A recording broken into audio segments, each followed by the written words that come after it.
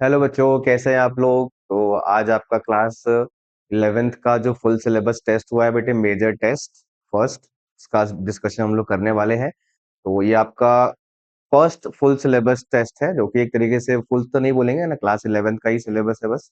तो लेकिन फिर भी इतने सारे चैप्टर्स को कंबाइन करके एक वीक के अंदर अंदर रिवाइज करना, ये थोड़ा सा डिफिकल्ट पोर्शन होता है। पर अब करना ही पड़ेगा बेटे, क्योंकि अब टाइम बहुत नजदीक है। इसके बाद क्लास 12th का फुल टेस्ट होगा, उसके बाद फिर कंबाइंड 11th 12th आपके कई सारे फुल टेस्ट चलते रहेंगे। ठीक है, तो चलिए डिस्कशन जो है वो पेपर का शुरू करते हैं। सबसे पहला जो क्वेश्चन आपको दिखाई दे रहा है बेटे, वो मोल कॉन्सेप्ट चैप्टर का है। चैप्टर के नाम भी आपको बताया चलूंगा, ताकि आपको ये दिख जाए कि भाई वेटेज जो है वो कौन से चैप्टर का कितना रहता है। एक रफ आइडिया आपको मिल जाएगा ना, कोई चैप्टर मिस होगा वो भी आपको लास्ट में बताऊंगा कि ये चैप्टर के क्वेश्चन इसमें नहीं है। ठीक है, चलिए तो क्वेश्चन नंबर 46 में कह रहा है 16 ग्राम ऑक्सीजन जो है वो आपका सेम नंबर ऑफ मॉलिक्यूल्स कौन से ऑप्शन से मैच करेगा। तो पहले आप 16 ग्राम ऑक्सीजन में नंबर ऑफ मॉलिक्यूल्स निकालोगे बेटे। ठीक है, कैसे निकालोगे, तो 16 ग्राम बाई 32 ग्राम करेंगे, ये आपका आएगा number of moles. Okay, number of moles को आप मल्टीप्लाई करोगे एवोगैड्रोस नंबर से, तो ये आएगा आपका नंबर ऑफ मॉलिक्यूल्स। ओके, तो ये चीज आप चेक करोगे सभी में। तो देखिए फर्स्ट ऑप्शन में क्या है, 16 बाई, ये हो जाएगा ये होता है बेटे 16 and 14, that is molar mass will be 30, है ना। तो 16/30 का जो मोल है वो कहीं से भी हाफ मोल तो नहीं आ रहा, बिकॉज यहाँ पर हाफ मोल आ रहा है बेटे, है ना। हाफ मोल ही आपको ढूंढना है बेसिकली। और 28 gram of N2, 28 gram of N2 में एक मोल होता है, वो भी नहीं होगा। और 14 ग्राम्स ऑफ N2 में हाफ मोल होता है। कैसे, 14/28 करेंगे तो ये हो जाएगा हाफ मोल, और एवोगाड्रो नंबर से मल्टीप्लाई करेंगे तो सेम नंबर ऑफ मॉलिक्यूल्स आपको मिल जाएगा। ठीक है, तो ये वो फर्स्ट क्वेश्चन इजियर साइड पे ना, ज्यादा कैलकुलेटिव भी नहीं है। 47 masses of an electron, a proton and neutron respectively in the ratio. अच्छा, इनका मासेस का रेशियो पूछा है, तो आपको पता है कि इलेक्ट्रॉन जो है वो सभी में लाइटेस्ट होता है ना, प्रोटॉन उससे भारी होता है, और उससे भी ज्यादा भारी होता है क्या, न्यूट्रॉन। ठीक है, तो न्यूट्रॉन और प्रोटॉन के मासेस में ज्यादा डिफरेंस नहीं है। ठीक है, तो ऐसे ऑप्शन आपको ढूंढने हैं। तो देखिए एक चीज, एक फैक्ट आपको याद होगा, 1837 टाइम्स जो है one proton is heavier, approximately one proton is heavier than an electron. ठीक है, 1837 टाइम्स। ठीक, तो इससे आप ऑप्शंस को ना एलिमिनेट तो कर ही सकते हैं, जैसे ये नहीं हो सकता ना, काफी दूर है ये। ठीक है, ये भी काफी दूर है ना। और इन दोनों में अगर आप देखें तो यहाँ पर 34 है बेटे, और यहाँ पर क्या है 36 है, 37 कहीं नहीं आ रहा है। ठीक है, तो बेस्ट जो ऑप्शन आपका रहेगा ये रहेगा। ठीक है, वैसे एक फैक्चुअल क्वेश्चन है जिसमें कि एग्जैक्ट मासेस अगर आपको पता होंगे, ठीक है, तो फिर आप रेशियो निकाल के कैलकुलेट कर सकते हैं। ठीक है, पर उतना एक्सपेक्टेड नहीं है। अगर आपको एक रफ वैल्यूज भी है तो आप बता सकते हैं कि हाँ 1837 के आसपास ये रहेगा। ठीक है, तो इसका आंसर हो जाएगा फर्स्ट। नेक्स्ट 48 पे आते हैं। इफ अनसर्टेन, ये आ गया बेटे आपका स्ट्रक्चर ऑफ एटम का। ठीक, स्ट्रक्चर ऑफ एटम में एक प्रिंसिपल है हाइजेनबर्ग की अनसर्टेनिटी प्रिंसिपल। ओके, उसकी इक्वेशन क्या होती है, delta x into delta p greater than equal to h upon 4 pi. ठीक, आपसे क्या पूछा, uncertainty in the position of electron is zero. ठीक है, मतलब ये जीरो है, तो अनसर्टेनिटी इन मोमेंटम मतलब इसकी वैल्यू क्या होगी, तो आप इसको यहाँ पर लेके आओगे डेल्टा पे निकालने के लिए, तो एनी नंबर अपॉन जीरो क्या होता है बेटे, इन्फिनिटी होता है। ठीक है, any number upon zero is infinity. तो क्या आंसर हो जाएगा इसका, 4। ठीक है, तो ये भी एक इजियर साइड पे क्वेश्चन है। नेक्स्ट 49 पे आते हैं। Correct order of atomic radii, ये आ गया बेटे आपका पीरियोडिसिटी चैप्टर है ना, क्लासिफिकेशन ऑफ एलिमेंट्स। ओके, तो इसमें सबसे पहले आपको देखना होता है पीरियड नंबर। अगर पीरियड नंबर किसी का बड़ा है तो उसका साइज क्या होगा, बड़ा होगा। ठीक है, पीरियड नंबर चेक करने के बाद आपको लेफ्ट से राइट जाते हुए देखना होता है कि साइज घटता है, तो बस यही ट्रेंड फॉलो करेंगे। तो देखिए फॉस्फोरस एंड सल्फर ये दोनों ही आपके पीरियड नंबर थर्ड से बिलोंग करते हैं, और नाइट्रोजन ऑक्सीजन बिलोंग करते हैं सेकेंड से। ओके, तो फॉस्फोरस और सल्फर नाइट्रोजन ऑक्सीजन से तो बड़ा होगा। फिर आपने ये भी पढ़ा है कि फॉस्फोरस का 15 एटॉमिक नंबर है, सल्फर का 16 है, तो सल्फर यहाँ लाई कर रहा है और फॉस्फोरस इधर लाई कर रहा है। इधर जाते हुए साइज छोटा होता है, इधर जाते हुए साइज छोटा होता है। ठीक है, तो फॉस्फोरस का जो साइज है वो बड़ा होगा एज कंपेयर टू सल्फर। ठीक है, तो फॉस्फोरस बड़ा है एज कंपेयर टू सल्फर, ऐसा जो ऑप्शन है आपका ये है बेटा, है ना। अच्छा, फिर नाइट्रोजन ऑक्सीजन को भी चेक कर लीजिए, क्योंकि इनके दोनों के पीरियड नंबर 2 है, तो वो सल्फर और फॉस्फोरस से तो पीछे ही रहेंगे साइज वाइज। अच्छा, नाइट्रोजन का एटॉमिक नंबर 7, ऑक्सीजन का 8, ठीक है, यहाँ पर नाइट्रोजन और यहाँ पर ऑक्सीजन, ठीक है। तो अगेन लेफ्ट से राइट जाते हुए साइज क्या होता है, घटता है। दैट इज वाई नाइट्रोजन आपका बड़ा होगा और ऑक्सीजन क्या होगा, छोटा होगा, ठीक है। तो ये आपका करेक्ट आंसर है क्वेश्चन नंबर 4, ठीक है। थोड़ा सा एनालिटिकल है पर इजी है। आइडेंटिफाई द इनकरेक्ट मैच कह रहा है इसमें बेटा। अच्छा, इसमें आपको ना थोड़ी सी प्रॉब्लम हुई होगी, बिकॉज ये एलिमेंट्स ज्यादातर बच्चे नहीं याद करते हैं, पर याद करेंगे तो फायदा होगा, है ना। इसमें जो गलत है वो आपका है, ये आपका अन अन अनियम, है ना। ये आपका जो एटॉमिक नंबर होता है बेटे 111 होगा, है ना। अन अन अनियम, है ना, 111, ठीक है। जिसका नाम जो है वो ये नहीं है, इस वाले एलिमेंट का जो एटॉमिक नंबर है वो 110 है, तो उसका नाम अन अन नीलियम, है ना, अन अन नीलियम, है ना। इसका जो नाम होगा 111 का वो होगा ट्रोएंटीजियम, है ना। तो ये आपका इनकरेक्ट ऑप्शन है, ठीक है। तो ये वाला मैच करेक्ट नहीं है, बाकी सारे इसमें करेक्ट है, ठीक है। फैक्चुअल है बेटा, ये तो याद करने वाली चीज है, याद होगा तो आपको बन जाएगा। चलिए क्वेश्चन नंबर 50 का आंसर क्या हो जाएगा बेटे, 1, ठीक है। Next 51, angular shape of the ozone molecule. ये आ गया बेटे केमिकल बॉन्डिंग, है ना। तो mole concept, atomic structure, periodicity, chemical bonding, एकदम प्रॉपर ऑर्डर में चल रहा है, ठीक। तो जो ओजोन मॉलिक्यूल है उसका स्ट्रक्चर कैसा होता है बच्चे, एक होता है उसमें डबल बॉन्ड और एक होता है क्या, कोऑर्डिनेट बॉन्ड, ठीक। जिससे कि इस पे बचता है एक लोन पेयर, और इसकी हाइब्रिडाइजेशन हो जाती है क्या, sp2, ठीक है। sp2 में जो बॉन्ड एंगल होता है बेटे, बॉन्ड एंगल वो 120 डिग्री होता है, लेकिन यहाँ पर लोन पेयर है एक, तो lone pair bond pair repulsion जो है वो it is higher than bond pair repulsion, जो कि आपने पढ़ा है कहाँ पर, बीबीटी, उसमें बीबीटी में, हाँ, बीएसईपीआर बेसिकली, ठीक है, वहां पर पढ़ा है। तो इसीलिए ये बॉन्ड एंगल आपका 120 से थोड़ा सा कम होगा, ठीक है। एक तो ये है, दूसरा number of sigma and pi count करें तो इसमें एक सिग्मा है, ये भी सिग्मा में काउंट करते हैं बेटे, और एक पाई है, तो दो सिग्मा एक pi, and bond angle is less than 120 degree, ठीक है। तो ऐसा कौन सा ऑप्शन है, दो सिग्मा एक पाई, ये रहा बेटे। बॉन्ड एंगल इज 117, ठीक है। 3 डिग्री से आपको फर्क पड़ा है। चलिए नेक्स्ट क्वेश्चन पे आते हैं। ये भी आपका बेटे केमिकल बॉन्डिंग का ही केस है, क्वेश्चन है, जिसमें कि ज्योमेट्री रिलेट की है, तो बीबीटी से क्वेश्चन पूछा गया हाइब्रिडाइजेशन वगैरह से, ठीक है।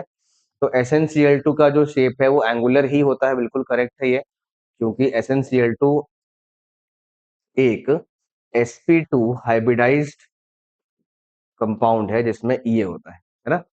तो sp2 है ये, लोन पेयर होने के कारण इसका जो शेप है वो बेंट होता है। HCF4 जो है बेटे इसमें होगा आपका स्क्वायर प्लेनर, है ना। स्क्वायर प्लेनर क्यों, बिकॉज HCF4 में 4 बॉन्ड पेयर है और 2 लोन पेयर है ना। तो ऑक्टाहेड्रल इलेक्ट्रॉन ज्योमेट्री होती है, लेकिन बॉन्ड ज्योमेट्री जो है वो आपकी स्क्वायर प्लेनर रहेगी।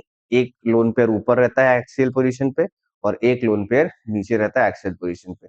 4 बॉन्ड पेयर्स रहते हैं आपके इक्वेटोरियल पोजीशन में, सबका बॉन्ड एंगल 90 डिग्री, ठीक है। सी एल एफ थ्री की जो ज्योमेट्री है वो आपकी होगी बेटे टी शेप, ठीक है, टी शेप, ओके।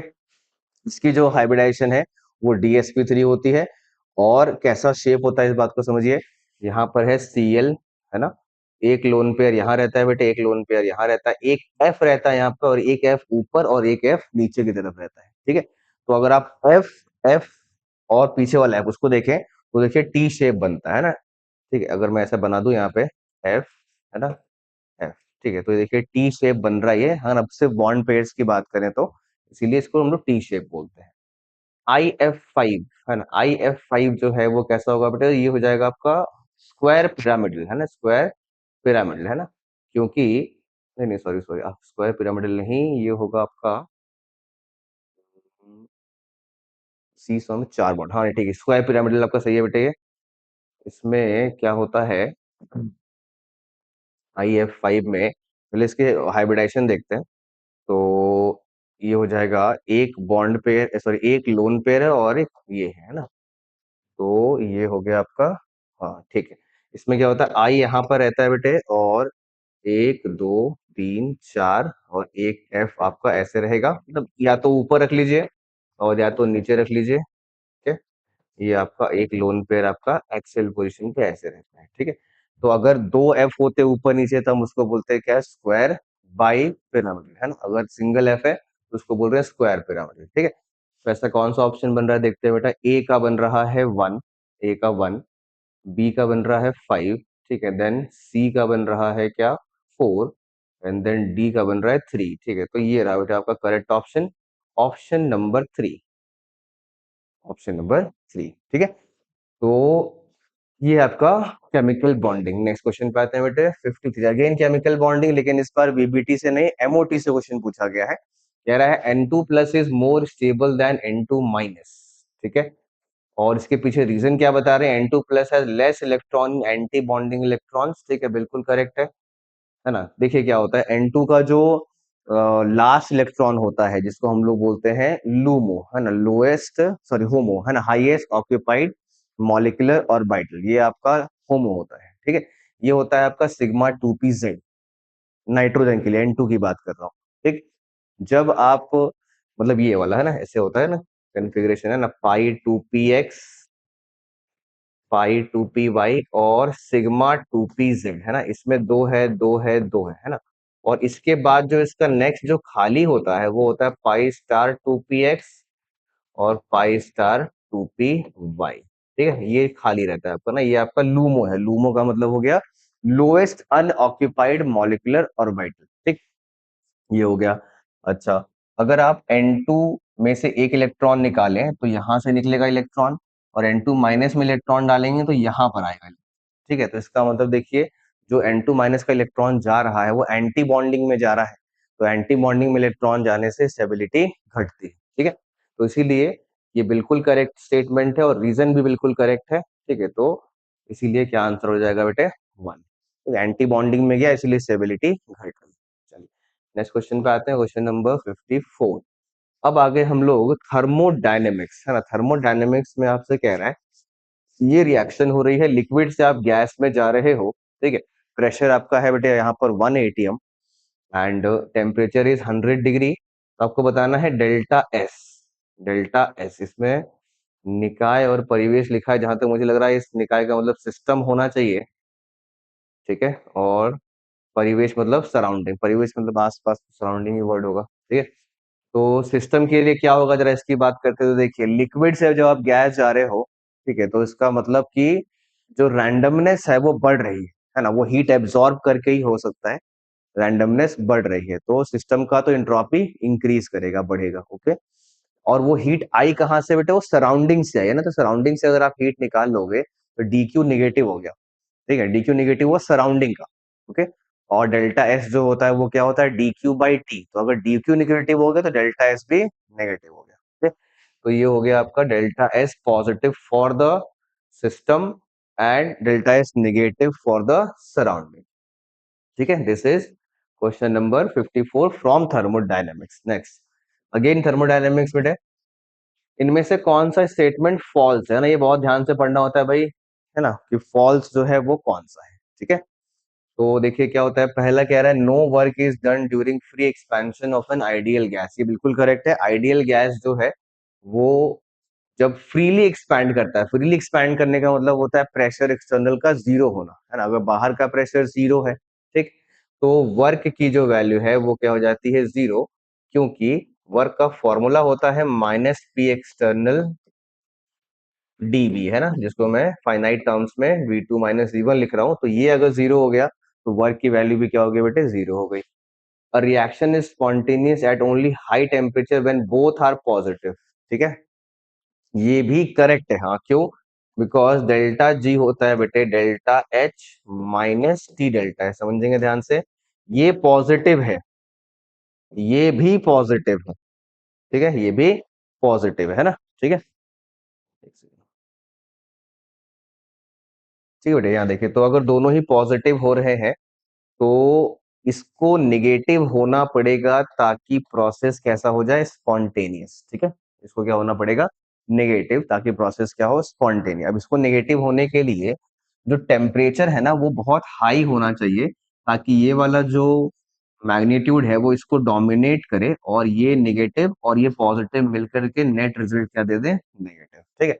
और टी डेल्टा एस को हाई होने के लिए आपको टेम्परेचर को हाई ही रखना पड़ेगा। ठीक है, ठीक है, तो ये वाला स्टेटमेंट भी करेक्ट है। Entropy is maximum for a system in equilibrium. ठीक है, फिर ये भी करेक्ट है। ये देखिए कैसे, जब कोई रिएक्शन होती है, कोई प्रोसेस होता है, तो वो उस तरफ जाने की टेंडेंसी होती है जहां पर एंट्रोपी बढ़ती है। ये आपका सेकंड लॉ का स्टेटमेंट भी है। एंट्रोपी जहां पर बढ़ता है वहां पर प्रोसेस जाने की टेंडेंसी होती है, पूरे सिस्टम प्लस सराउंडिंग की, ऑब्वियसली। ठीक है, सेकंड लॉ का स्टेटमेंट। ओके, तो इक्विलिब्रियम पे जा रहा है कोई रिएक्शन, मतलब अपने स्पॉन्टेनियस डायरेक्शन में जा रहा है, तो ऑब्वियसली वहां पर इंट्रोपी इंक्रीज कर रही होगी, और इक्विलिब्रियम पे आकर के बंद हो गया, इसका मतलब वहां से ज्यादा इंट्रोपी इंक्रीज नहीं कर सकती है। ठीक है, तो इसलिए इक्विलिब्रियम पे जो इंट्रोपी है वो क्या होती है बेटे, मैक्सिमम बोली जाती है।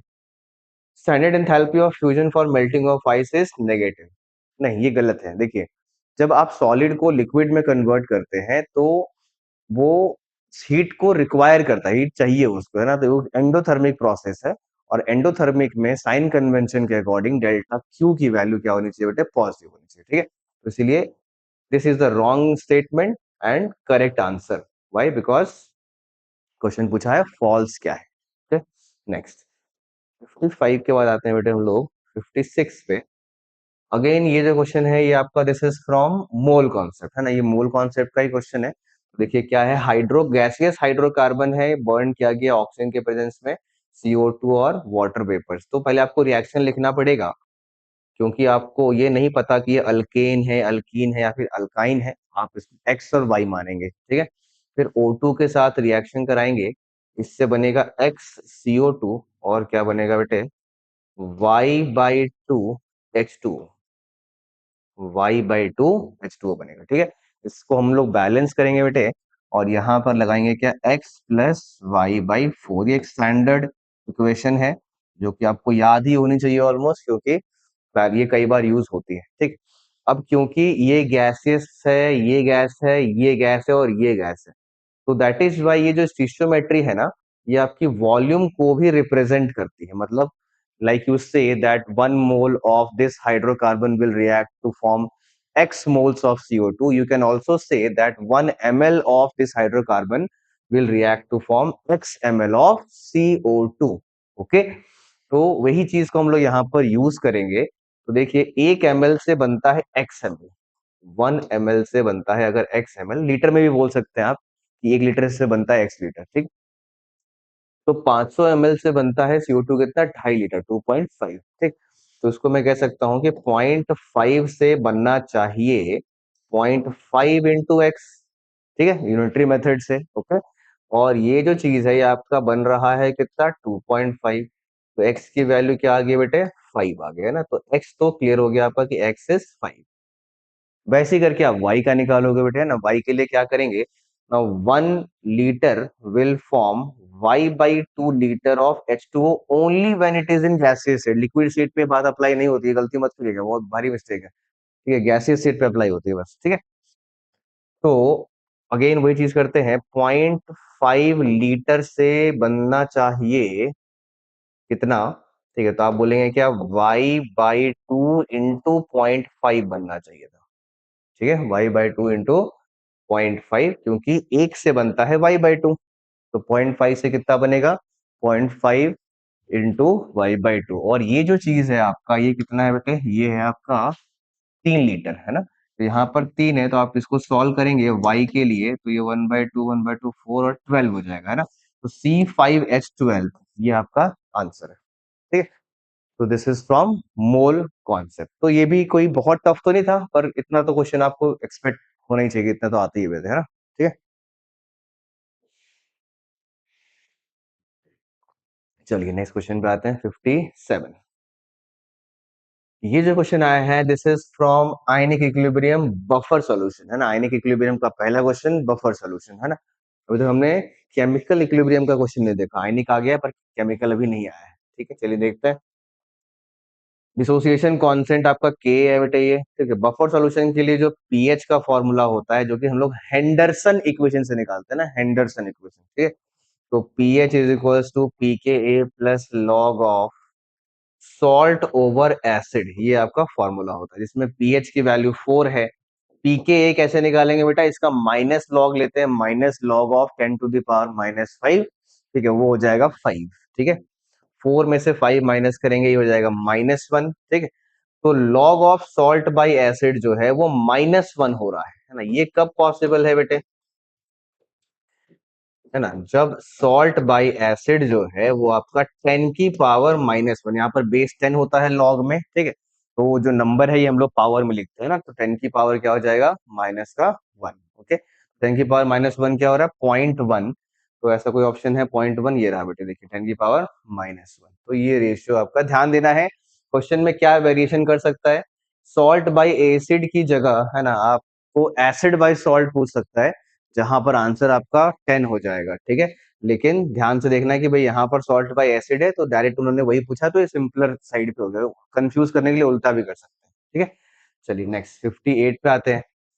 This is question from redox reaction, वाह, हर चैप्टर से अभी तक टच हुआ है बेटे, जो शुरू के चैप्टर से, है ना। तो CH4 act as reducing agent only, बिल्कुल करेक्ट है, क्यों, बिकॉज CH4 में जो कार्बन है वो अपने लोवेस्ट ऑक्सीडेशन स्टेट में बैठा है, ठीक।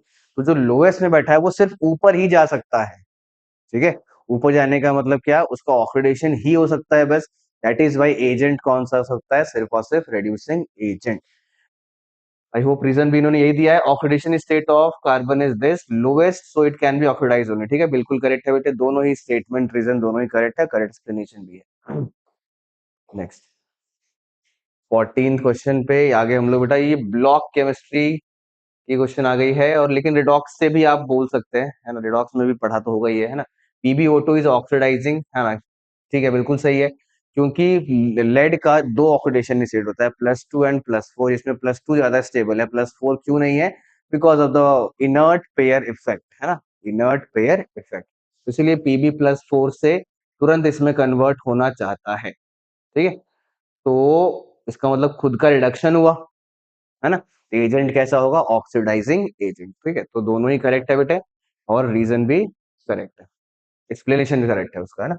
IUPAC नेमा आ गया आपका ऑर्गेनिक, ऑर्गेनिक में सबसे पहला क्वेश्चन आया है IUPAC से।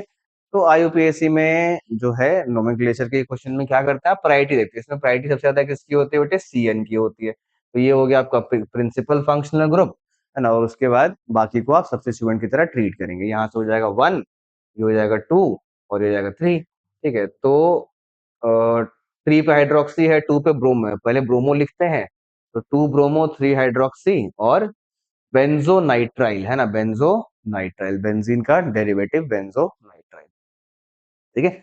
चलिए नेक्स्ट 61 पे आते हैं बेटे, कायरल मॉलिक्यूल, अगेन ये आ गया आपका आइसोमर्स से, है ना, आइसोमर्स, कायरल मॉलिक्यूल क्या होते हैं, ऐसे मॉलिक्यूल जिनमें एक कार्बन के पास 4 अलग अलग डिफरेंट ग्रुप्स लगे हैं, उसको हम लोग बोलते हैं कायरल मॉलिक्यूल्स, ठीक। तो ऑप्शन देखते हैं भाई, 2 पेंटानॉल जो है काफी कई बार क्वेश्चन में आ चुका है ये रहा देखिए, इसमें देखिए एक 2 पेंटानॉल है ना, OH है यहाँ पे, है ना।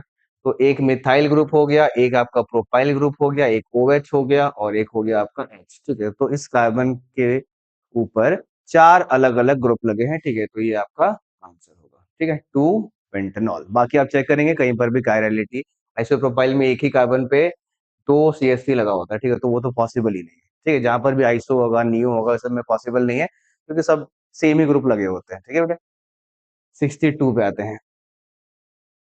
ऑर्थो पैर डायरेक्टिंग इनमें से कौन सा है टुवर्ड्स EAS रिएक्शन, देखिए EAS रिएक्शन में ऑर्थो पैर डायरेक्टिंग कौन सा होते हैं बेटे, जो ग्रुप्स आपके +R इफेक्ट शो करते हैं, +R, +R+M, ठीक है, जो भी बोल लीजिए आप।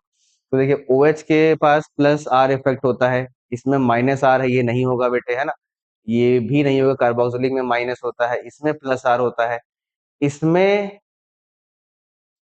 इसमें हाँ, इसमें भी +R होता है, लेकिन थोड़ा सा ये लेस एक्टिवेटिंग होता है, बिकॉज यहाँ पर क्रॉस कॉन्जुगेशन भी होती है ना, नाइट्रोजन का लोन पेयर कार्बन और ऑक्सीजन का जो पाई बॉन्ड है ना, उसके साथ भी कॉन्जुगेटेड होता है, तो थोड़ा सा लेस एक्टिवेटिंग होता है एज कंपेयर टू NH2, ठीक है, बिकॉज NH2 का जो लोन पेयर है वो सिर्फ रिंग के साथ कॉन्जुगेटेड रहता है, ठीक है।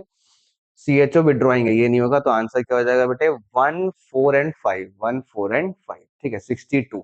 दिस इज फ्रॉम GOC, है ना, ये आपका general organic chemistry.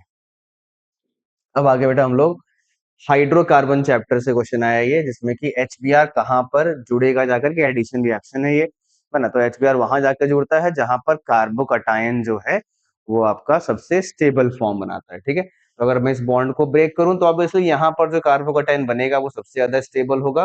Reason being कि ये आपका एक बेंजाइल कार्बोकटायन है, ठीक। तो दैट इज वाई Br आके यहाँ पर लग जाएगा और आंसर क्या हो जाएगा बेटा, ये वाला CCH5 CH और Br, ठीक है। तो HBr का इसमें आप एडिशन कर रहे हैं।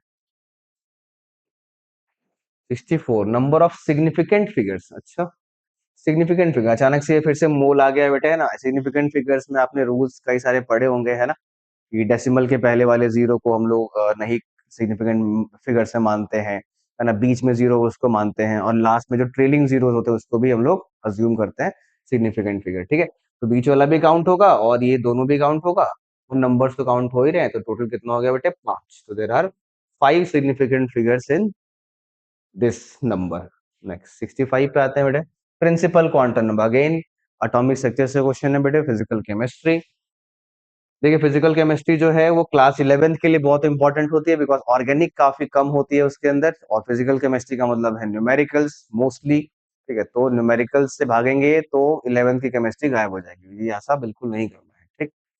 देखिए बेटे, तो कह रहा है energy difference between adjacent levels in H atom, ये तो एक थ्योरेटिकल क्वेश्चन है जिसमें कि हमने क्लास में डिस्कस भी किया है कि जैसे जैसे आप ऊपर की तरफ जाते हैं ऑर्बिट्स में, वैसे वैसे कॉन्जिक्यूटिव ऑर्बिट्स, एडजेसेंट का मतलब क्या होता है, अगल बगल, है ना, कॉन्जिक्यूटिव, ठीक है, जैसे 4 5 5 6 6 7 7 8 ऐसे करके पेयर्स में, है ना, इन दो पेयर्स के बीच में जो एनर्जी का डिफरेंस है वो क्या होता रहता है, घटता रहता है जैसे जैसे आप ऊपर जाते हैं, ठीक है।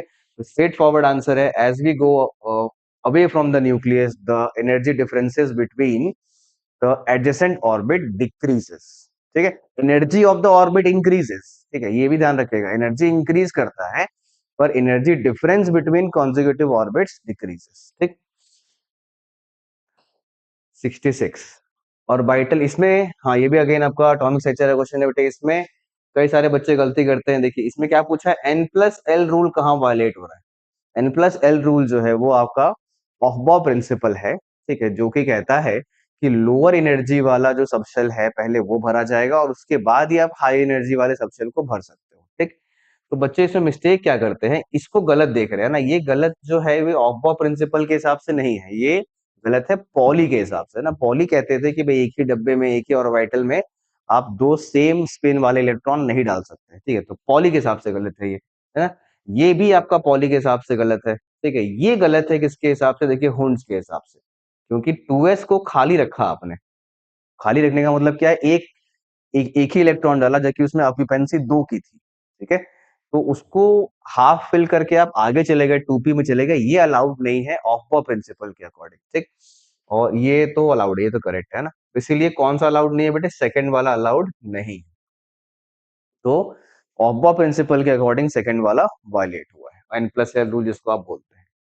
नेक्स्ट इसमें पूछ रहा है करेक्ट फर्स्ट आयनाइजेशन, ठीक है ठीक है। देखिए ये आपका बेटा आपका पीरियोडिक टेबल से, पीरियोडिक टेबल बॉन्डिंग है ना, और ये कई बार रिपीट हो रहा है, तो ये आपको समझ में आना चाहिए बिकॉज इन चैप्टर्स का वॉल्यूम भी बड़ा होता है ना, साइज बड़ा है, ठीक है। तो इससे तो रिपीट होगा क्वेश्चन, मतलब आएंगे क्वेश्चन इससे। तो फर्स्ट आयनाइजेशन देखिए एंथैल्पी क्या होती है, को पता है लेफ्ट से राइट जाते हुए आयनाइजेशन एंथैल्पी बढ़ती है बेटे, एंड एक्सेप्शंस मिलते हैं, है ना। तो जो ऑर्डर है वो क्या है, लिथियम, है ना, बेरिलियम, बोरोन, कार्बन, नाइट्रोजन और ऑक्सीजन, ठीक है। ये आपका लेफ्ट से राइट जाते हुए मैंने कुछ एलिमेंट्स लिख दिए हैं, इसमें कार्बन मिसिंग है वो नहीं है, ऑक्सीजन मिसिंग है वो नहीं है, ठीक है।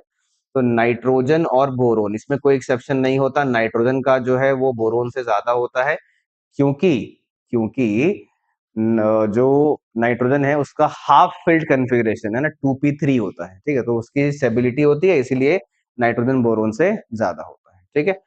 लेकिन बोरोन और बेरिलियम में कंपेयर करें तो बेरिलियम की कॉन्फ़िगरेशन है 1s2 2s2, ठीक है, 4 इलेक्ट्रॉन, और बोरोन का है 1s2 2s2 और 2p1।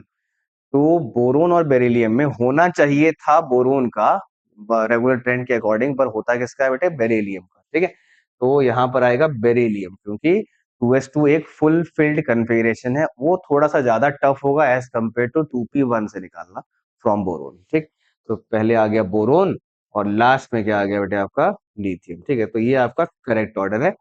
ऐसा कुछ ऑप्शन देखिए कहाँ पर है, nitrogen, beryllium, boron and lithium, ये पहला ही ऑप्शन है बेटे, है ना, क्वेश्चन नंबर 67। ठीक है, चलिए नेक्स्ट क्वेश्चन पे आते हैं, 68। How many elements form amphoteric oxides. Again ये ब्लॉक का क्वेश्चन है बेटे, ये तो प्योरली ब्लॉक का, ये पी ब्लॉक का ही है ये, है ना, जिसमें कि ग्रुप नंबर 14 से ये क्वेश्चन आपको दिख रहा है ना, मोस्टली एलिमेंट 14 के हैं और 15 के भी है, 16 भी दिख रहे हैं वैसे तो। ठीक है, तो इनमें से कौन कौन सा एम्फोटेरिक है बेटे, देखिए सिलिकॉन एसिडिक होता है, ठीक है, ये नहीं है, फॉस्फोरस एसिडिक है, नाइट्रोजन एसिडिक है, बोरोन जो है वो मोस्टली एसिडिक होता है, ये एम्फोटेरिक है, ये एम्फोटेरिक है, ऑक्सीजन का ऑक्साइड थोड़ी बनता है भाई, ये तो हो ही नहीं सकता। तो ये दो एलिमेंट्स हैं आपके क्या, एम्फोटेरिक। ठीक है, तो क्या आंसर हो गया बेटे, दो एलिमेंट्स ऐसे हैं जो एम्फोटेरिक, एम्फोटेरिक का मतलब एसिड बेस दोनों से रिएक्ट करता है, फ्लक्चुअल है। ठीक है, ये आपको याद ही होना चाहिए, मतलब, है ना। 24 पे आते हैं, अगेन केमिकल बॉन्डिंग, जैसा कि मैंने बताया कई बार क्वेश्चन इससे आ रहे हैं। ठीक है, तो देखिए केमिकल बॉन्डिंग में जो है क्या करना है आपको इसमें, ठीक है बेटे, तो इसमें देखिए NO3 माइनस जो है वो आपका क्या ज्योमेट्री शो करेगा। देखिए कहाँ बनाऊँ, यहाँ बनाता हूँ, देखिए NO3 माइनस की जो ज्योमेट्री होती है वो कैसे, शेप कैसा होता है, basically N double bond O, ठीक है, O negative and O coordinate, है ना, कोऑर्डिनेट ही बना पाएगा ये, क्योंकि हाँ, चार ही बॉन्ड बनते हैं बेटे मैक्सिमम, है ना, तो ये आपका NO3 नेगेटिव। हाँ देखिए तो कितने आपके इसमें हो रहे हैं, एक, दो और तीन, है ना, इसमें कोई लोन पेयर नहीं है, तीन बॉन्ड पेयर और कोई लोन पेयर नहीं है, तीन बॉन्ड पेयर है और कोई लोन पेयर नहीं है। ठीक है, तो इसीलिए इसका क्या हो जाएगा बेटे, sp2, है ना, sp2। NH2 माइनस की बात करें जरा, है ना, NH2 माइनस में क्या होता है, NH2 माइनस में एक H ऐसा होगा, एक H ऐसा होगा और एक नेगेटिव है, इसीलिए इसके पास टोटल दो लोन पेयर हो जाएंगे ना, पांच तो वैलेंस इलेक्ट्रॉन खुद के होते हैं, एक नेगेटिव चार्ज भी है, तो एक आपका इलेक्ट्रॉन और आ जाएगा। ठीक है, तो दो, दो चार और दो छह, छह बैलेंस इलेक्ट्रॉन इसके हैं। अब देखिए हाइब्रिडाइजेशन की बात करें, दो बॉन्ड पेयर हो रहा है और दो क्या हो रहा है बेटे, लोन पेयर, चार हो रहा है, चार के लिए क्या होता है sp3, तो NH2 माइनस के लिए क्या हो गया sp3। HCN माइनस की बात करें, इसका जो स्ट्रक्चर होता है HCN, ठीक है, और इस पे माइनस, अगर इसमें हम लोग निकाले हाइब्रिडाइजेशन सेंट्रल एटम की, तो कार्बन है दो ही, सिग्मा बॉन्ड आपको इसमें दिख रहे हैं, तो इसीलिए क्या हो जाएगा बेटे sp। ICl2 की बात करें तो ICl2 के लिए क्या कर सकते हैं, फॉर्मूला लगा सकते हैं, गिन भी सकते हैं ना, तो फॉर्मूले के अकॉर्डिंग क्या होता है, हाफ नंबर ऑफ जो आपका वैलेंस इलेक्ट्रॉन है, वैलेंस इलेक्ट्रॉन आयोडीन में होता है 7, ठीक है, 7 वैलेंस इलेक्ट्रॉन्स हैं, और M, VMCA ये फॉर्मूला होता है। ठीक है, तो M है क्या, नंबर ऑफ मोनोवेलेंट एटम जो कि दो है, ठीक है, कैटायनिक चार्ज जीरो है बेटे, है ना, -C +A होता है। ठीक है, तो कैटायनिक चार्ज जीरो है, यहाँ पर माइनस आएगा, और +A का मतलब क्या हो रहा है, 1। ठीक, तो 7 2 9 और एक 10, 10/2 हो गया 5, 5 किसके लिए होता है, sp3d के लिए होता है। ठीक है, तो ये हो गया बेटा आपका sp3d, sp3d। ठीक है, लीनियर आपका शेप रहने वाला है। ठीक है, और तीन इक्वेटोरियल पोजीशन पे, एक ऊपर एक नीचे, ऐसे करके, सिर्फ ज्योमेट्री तो पूछी नहीं है, हाइब्रिडाइजेशन पूछा है बस। ठीक है, तो आंसर क्या हो जाएगा, 4 है, ए का, बी का 1 है, सी का 2 है और ये रहा बेटा, है ना, तो 69 का question number, option number 1। Next, again ये आपका फिर से आ गया बेटे क्या, केमिकल बॉन्डिंग, है ना, केमिकल बॉन्डिंग में फॉर्मल चार्ज के बारे में पूछा गया है, तो फॉर्मल चार्ज जो है वो हम लोग कैसे निकालते हैं बेटे, फॉर्मल चार्ज निकालने का तरीका क्या होता है, number of valence electron minus number of non bonding electron minus bonding electron by 2। ठीक है, ये होता है आपका फॉर्मल चार्ज का फॉर्मूला। ठीक है, जिसमें आपको निकालना है, अच्छा यहाँ पर ना एक चीज मिसिंग है बेटे, वो है चार्जेस। चार्जेस तो लिखने की जरूरत नहीं है, वो तो अज्यूम्ड है कि CO3 2 माइनस रहेगा ही रहेगा, मतलब यहाँ पर नेगेटिव है और यहाँ पर नेगेटिव, वो नहीं लिखा इन्होंने बिकॉज वही फॉर्मल चार्ज बन जाता है, ठीक है। तो देखिए कार्बन के ऊपर अगर मैं निकालूं, ए आपका जो एलिमेंट है वो कार्बन है, तो वैलेंस इलेक्ट्रॉन कार्बन की होती है 4, नॉन बॉन्डिंग इसमें एक भी नहीं है, बॉन्डिंग टोटल 8 है ना, 4 बॉन्ड बने हुए हैं, तो 8 हो जाएगा टोटल बॉन्डिंग इलेक्ट्रॉन्स। 8 को आप 2 से डिवाइड करेंगे, ये आ जाएगा 4, 4 माइनस 4 हो जाएगा 0, ठीक है, ये हो गया ए के लिए फॉर्मल चार्ज ऑफ ए।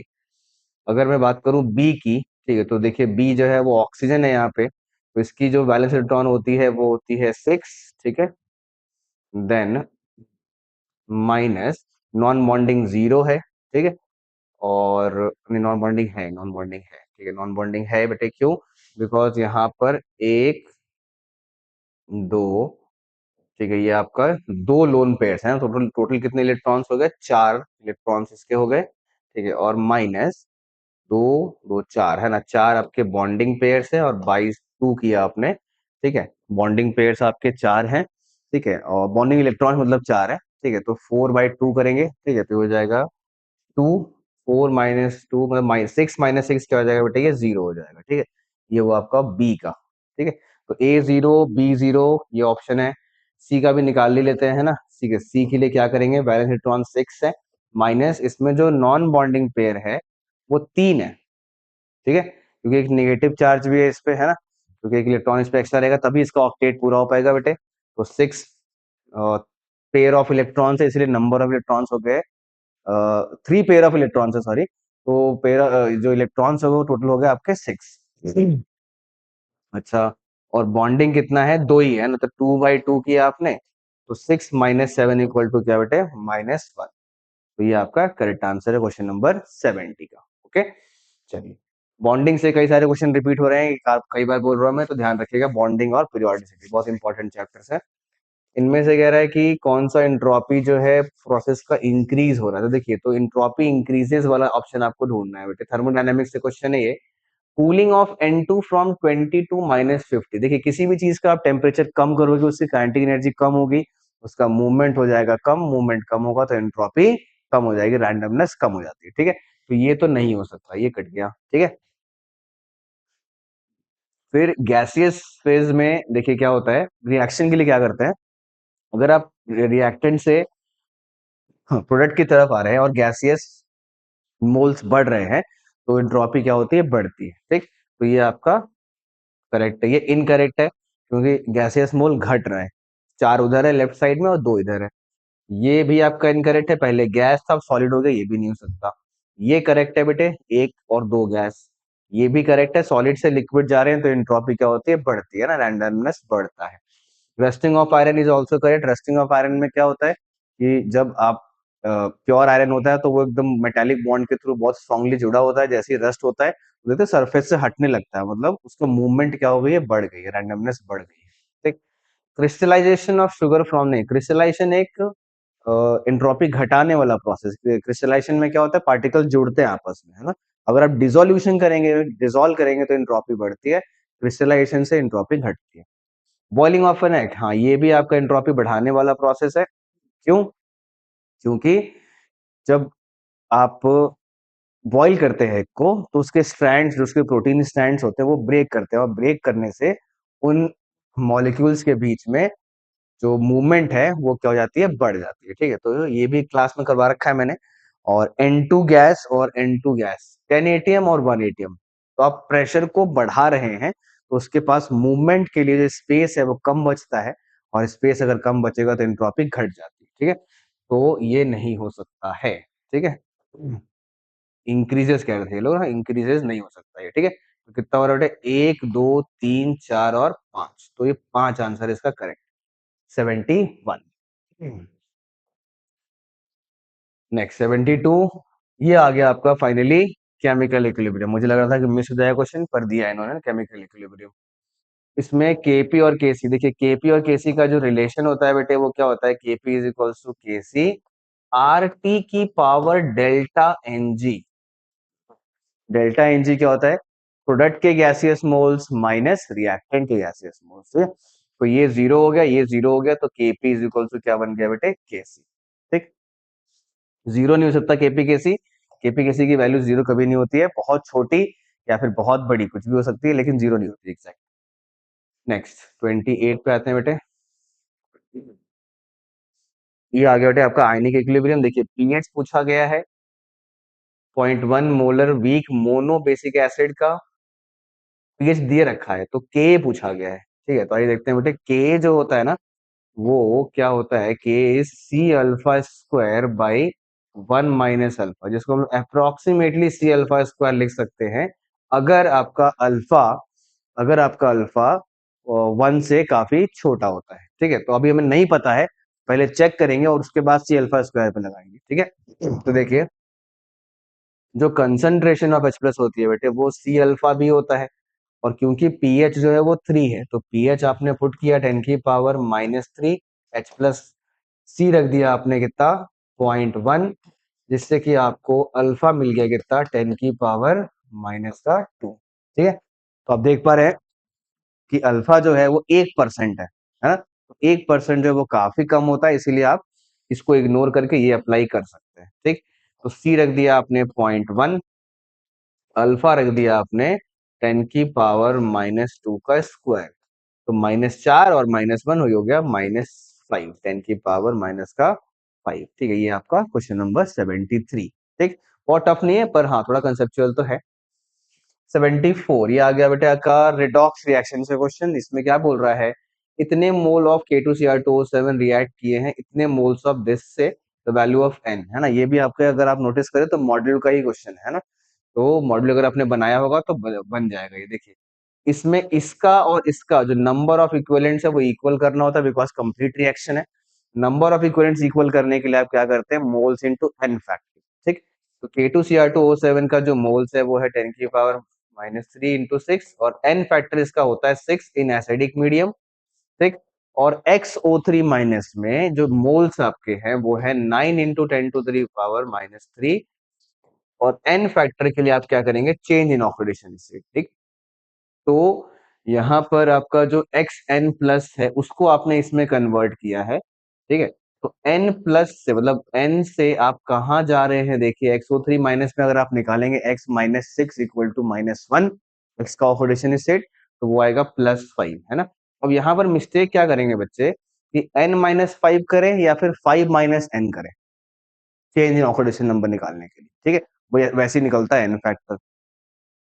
अब सोचना ये है कि K2Cr2O7 एक ऑक्सीडाइजिंग एजेंट है, तो वो सामने वाले को ऑक्सीडाइज करता है। ऑक्सीडाइज करने का मतलब क्या, ऑक्सीडेशन नंबर को बढ़ाता है, तो इसका मतलब 5 जो है ना वो n से बड़ा होगा, क्योंकि आप xn प्लस से XO3 माइनस में लेके आए हैं। ठीक है, तो इसका मतलब यहाँ पर क्या करेंगे बेटे, 5 - n चेंज के लिए higher minus lower oxidation state. ठीक, बस ये और ये कट गया देखिए। ठीक है, ये 936 ये 4 हो गया, 4 इज इक्वल्स टू 5 - n, तो देयरफॉर n की वैल्यू क्या हो गई बेटे 1। ठीक है, तो ये आपका आंसर है 74 का। ठीक, चलिए नेक्स्ट क्वेश्चन पे आते हैं। 75 purest and thermodynamically most stable allotrope of carbon. देखिए कार्बन का जो सबसे थर्मोडायनामिकली स्टेबल है वो तो क्लियर है, वो क्या होती है बेटे, ग्राफाइट होती है। ठीक है, और जो प्योरेस्ट फॉर्म है यहाँ पर आपने शायद मिस्टेक किया होगा, वो डायमंड नहीं है बेटे, वो फुलरीन्स है ना, क्योंकि फुलरीन्स में किसी भी प्रकार का कोई डैंगलिंग बॉन्ड जो है वो नहीं पाया जाता है, और कार्बन के अंदर फिर भी थोड़ी बहुत जो है वो इम्प्योरिटीज एंड रैंडमनेस देखी गई है, सॉरी कार्बन के अंदर नहीं, डायमंड के अंदर, है ना, डायमंड के अंदर फिर भी देखा गया है, और फुलरीन्स के अंदर कोई सरफेस के ऊपर भी कोई उसकी इम्प्योरिटी नहीं देखी जाती है। ठीक है, तो इसलिए आंसर होगा सेकंड, है ना। ये आपका ब्लॉक केमिस्ट्री से क्वेश्चन था बेटे, कोई ग्रुप नंबर 14 से। आईयूपीएसी नेम पूछा गया है, तो आइए देखते हैं बेटे कैसे करेंगे आईयूपीएसी नेम। आईयूपीएसी नेम इसमें करेंगे आप, यहाँ से नंबरिंग शुरू करेंगे 76 में। ये हो जाएगा आपका 1, है ना, ये आपका 1 हो जाएगा, मतलब ये आपका 1 इसलिए हो रहा है बिकॉज ओवेच जो है वो आपका प्रिंसिपल फंक्शनल ग्रुप है ना, प्रिंसिपल फंक्शनल ग्रुप। ठीक है,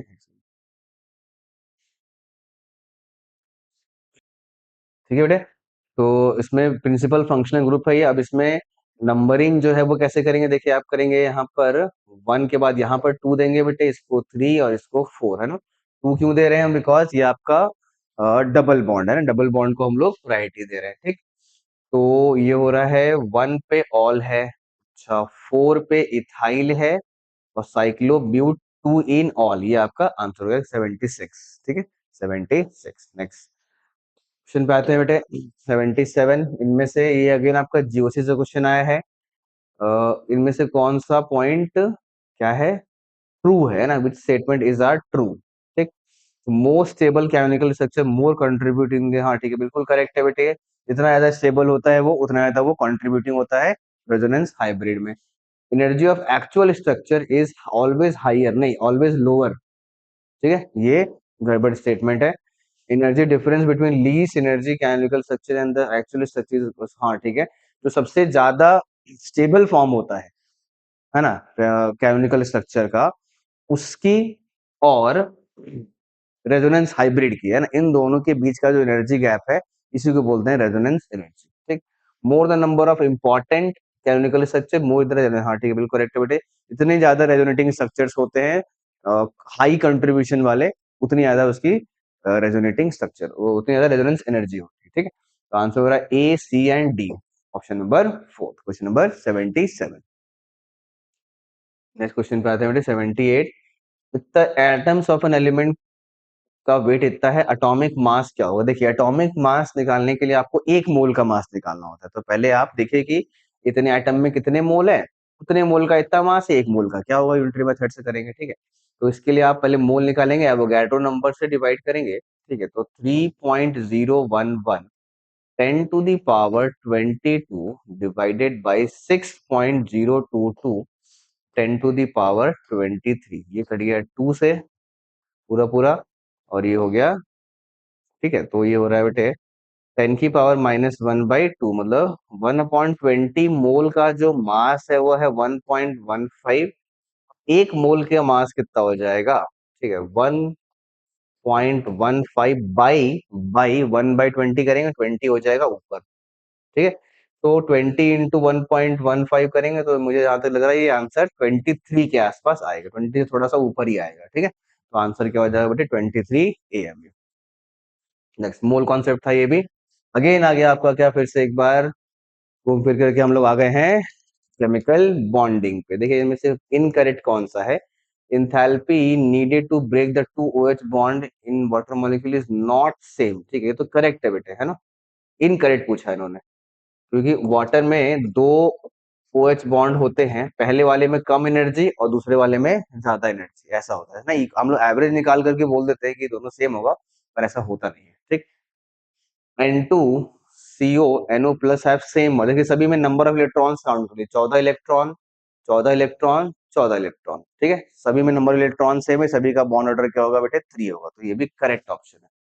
इनकरेक्ट पूछा है इन्होंने, hydrogen molecule is a covalent species in which there is no ionic atom, नहीं ऐसा तो नहीं, नो नहीं होता, मतलब ऐसा नहीं कि there is absolutely zero ionic character, ऐसा नहीं होता, कुछ ना कुछ आयनिक कैरेक्टर तो होता ही है। ठीक है, तो जानसूल यही कहता है बहुत माइन्यूट होगा लेकिन होगा। ठीक, L2 is diamagnetic and exist in, हाँ ये करेक्ट है बेटे। L2 के अंदर जो नंबर ऑफ इलेक्ट्रॉन्स जो है उसको अगर आप देखें, तो वो सारे इलेक्ट्रॉन्स जब MOT लिखेंगे उसका, तो सारे के इलेक्ट्रॉन्स क्या होंगे बेटे, पेयर्ड होंगे। ठीक, तो ये आपका करेक्ट है, तो आंसर क्या हो गया आपका थर्ड, है ना, आंसर हो गया third, this is will be the correct answer, option number third, क्योंकि इनकरेक्ट पूछा है इन्होंने।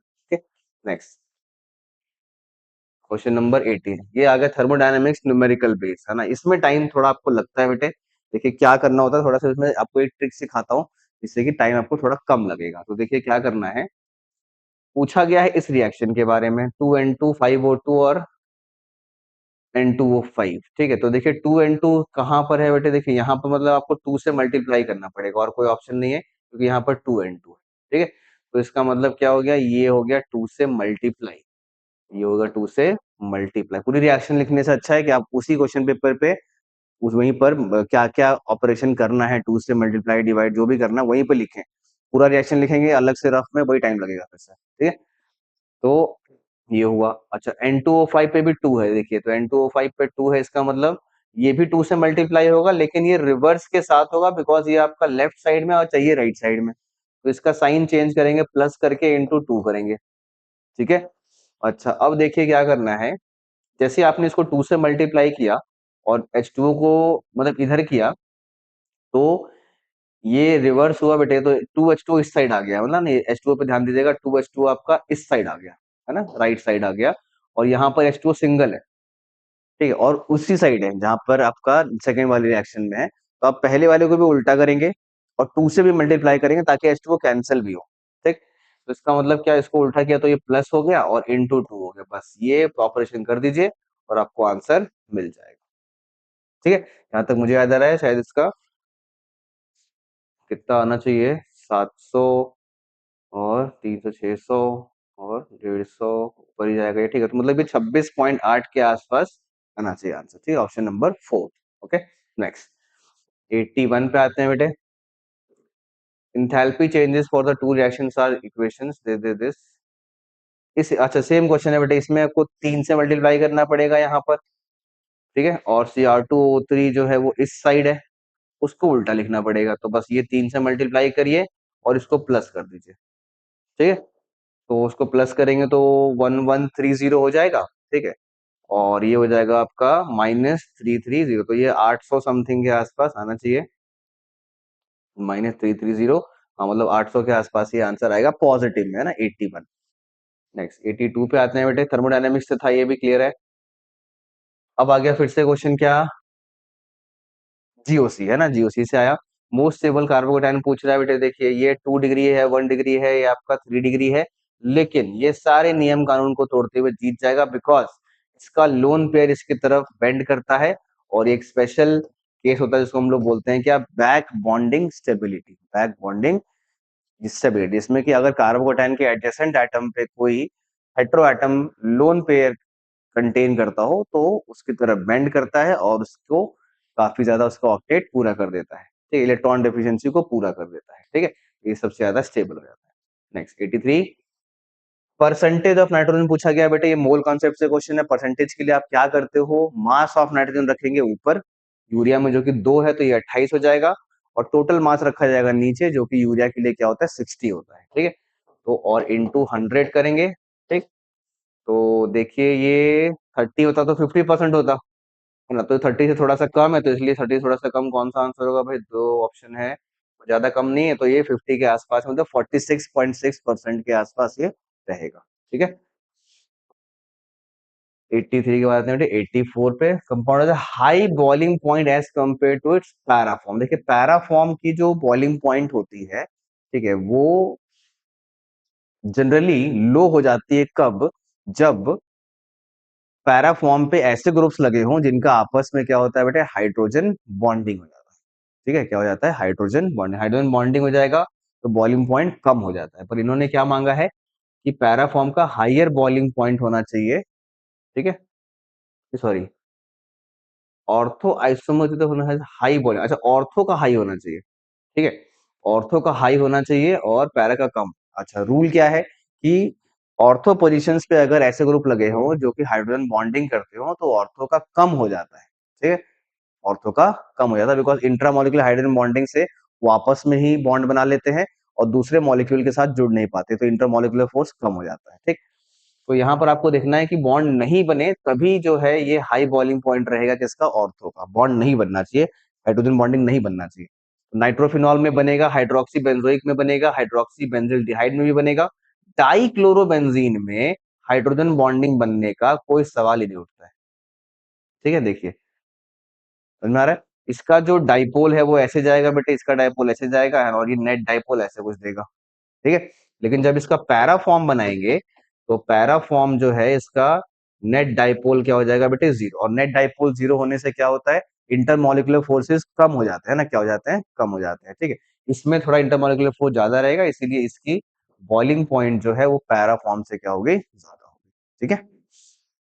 Next 85, not suitable for a spontaneous reaction, spontaneous reaction के लिए क्या सुटेबल नहीं है, ठीक है, डेल्टा एच निगेटिव, ये तो भाई किसी भी टेम्परेचर पे सूटेबल है बेटे, ऑलवेज स्पॉन्टेनियस ये नहीं हो सकता, ये नेगेटिव हाई टेम्परेचर, हाँ ये गड़बड़ है, डेल्टा एच निगेटिव हो, ठीक है, और फॉर्मूला होता है delta H minus T delta S, अगर ये नेगेटिव है और ये नेगेटिव है ही यहाँ पे, तो इसका नेगेटिव और इसका नेगेटिव, ये दोनों मिलके क्या बनाएगा, पॉजिटिव। तो अगर पॉजिटिव ज्यादा बढ़ने लगा तो प्रोसेस कैसा हो जाएगा, नॉन स्पॉन्टेनियस, ठीक है। तो ये आपका करेक्ट आंसर होगा, बिकॉज ये पूछ रहा है सुटेबल कौन सा नहीं है स्पॉन्टेनियस होने के लिए। ठीक है, तो स्पॉन्टेनियस नहीं होने के लिए डेल्टा जी पॉजिटिव की तरफ जाना चाहिए। ठीक है, जो कि इसका डेल्टा एस और इसलिए नेगेटिव साइन बना रहा है। ठीक, नेक्स्ट 85 का 86 पे आते हैं बेटे। डेंसिटीज अगेन ये आया बेटे किससे, थर्मोडायनेमिक। थर्मोडायनेमिक्स से भी कई सारे क्वेश्चंस आपको दिख रहे हैं ना, ये भी एक बड़ा चैप्टर ही है। वैसे आयनिक से क्वेश्चन थोड़े कम ही दिखे हैं, इवन इफ वो साइज में बड़ा है। ठीक है, तो अच्छी बात है, आयनिक थोड़ा सा डिफिकल्ट तो होता ही है, टाइम टेकिंग होता है। Densities of diamond and this are this. ठीक है, तो डेल्टा एच नेगेटिव, देखिए डेल्टा एच जहां पर नेगेटिव होता है वो एक्सोथर्मिक प्रक्रिया होती है और लो टेम्परेचर पे फेवर होता है। ठीक है, तो ये और ये दो ऑप्शन है लो टेम्परेचर वाले। अब प्रेशर की बात करें, ठीक, तो आप सोचिए अगर आप प्रेशर को डिक्रीज करते हैं तो कोई भी रिएक्शन उस तरफ जाएगी जहां पर प्रेशर क्या होता है बेटे, बढ़ता है। ठीक है, समझ में आ रहा है। और प्रेशर बढ़ाने के लिए, सराउंडिंग का प्रेशर बढ़ाने के लिए उसको खुद का जो वॉल्यूम है उसको बढ़ाना पड़ता है। ठीक है, वो खुद का वॉल्यूम बढ़ाएगा तो ही सराउंडिंग का प्रेशर जो है वो क्या होगा, बढ़ेगा। ठीक है, क्योंकि खुद का वॉल्यूम बढ़ाएगा, खुद स्पेस लेगा तो सराउंडिंग में स्पेस कम बचेगी, स्पेस कम बचेगी तो प्रेशर क्या हो जाएगा, बढ़ जाएगा। ठीक है, तो प्रेशर खुद का बढ़ाना है ना, और जाना पड़ेगा उस तरफ जहां पर, मतलब प्रेशर सराउंडिंग का बढ़ाना है, सॉरी। ठीक है, तो जाना उस तरफ पड़ेगा जहां पर वॉल्यूम खुद का क्या हो, बढ़े। अब वॉल्यूम खुद का बढ़ने के लिए कहाँ जाना पड़ेगा बेटे, डेंसिटी होती है मास बाय वॉल्यूम, तो वॉल्यूम अगर बढ़ाना है तो वहां जाना पड़ेगा जहां पर डेंसिटी घट रही है।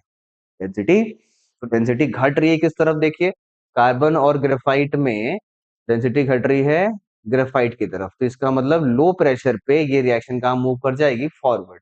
और आपको कहाँ लेके जाना था, favourable condition for formation of forward. ठीक है, तो इसका मतलब लो प्रेशर भी रखेंगे और लो टेम्परेचर भी रखेंगे। ठीक है, फिर से बता रहा हूँ, सुनिएगा थोड़ा सा कंफ्यूजिंग है। लो प्रेशर करने पे सराउंडिंग का आपने प्रेशर जो है वो लो कर दिया है ना, अब ये ऐसा चाहेंगे कि सराउंडिंग का प्रेशर बढ़े।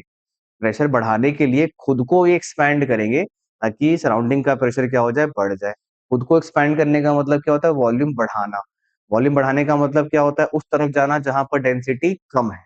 कार्बन और ग्रेफाइट में ग्रेफाइट की डेंसिटी कम है, दैट इज वाई डायमंड और ग्रेफाइट में ग्रेफाइट की डेंसिटी कम है, तो रिएक्शन कहाँ चली जाएगी, फॉरवर्ड चली जाएगी। ठीक है, तो ये आपका क्वेश्चन नंबर 86, ये थोड़ा सा कंसेप्चुअल है। नेक्स्ट, अल्काइन सीरीज के molecule number of possible branch isomer. देखिए इसमें तो आपको काउंटिंग ही करना होता है बेटे, कोई शॉर्टकट नहीं है। ब्रांच बताना है बस, ये ध्यान रखेंगे। तो 6 कार्बन की चेन नहीं बनाएंगे आप, 5 कार्बन की चेन बनाएंगे और ब्रांचिंग करते चलेंगे। ठीक है, तो पहला हमने यहाँ पर रख लिया ट्रिपल बॉन्ड। ठीक है, अच्छा यहाँ नहीं रख सकते कार्बन, एक कार्बन यहाँ रख सकते हैं, तो पहला ये बन गया। फिर बनाएंगे फिर से सेम, क्योंकि अभी और भी पोजीशंस हैं। यहाँ पर रख लिया आपने ट्रिपल बॉन्ड और एक कार्बन को आपने यहाँ रख लिया। ठीक है, यहाँ नहीं रह सकते बिकॉज ये ऑलरेडी वैलेंसी पूरी है इसकी। ठीक है, और क्या कर सकते हैं बेटे, दो तो ये बन रहा है। ठीक है, और क्या कर सकते हैं इसमें, चार, और तो कुछ नहीं कर सकते इसमें। यहाँ रखे या फिर यहाँ रखे, बस इतना ही पॉसिबल है। हम्म, ठीक है, चलिए और देखते हैं। अब अगर मैं 4 कार्बन की लेंथ बनाता हूँ ना, 4 कार्बन का, ठीक है, तो 4 कार्बन के लिए मैं इसको यहाँ रख सकता हूँ। ठीक है, और एक कार्बन मैं यहाँ रख देता हूँ और एक कार्बन मैं यहीं पर रख देता हूँ, है ना।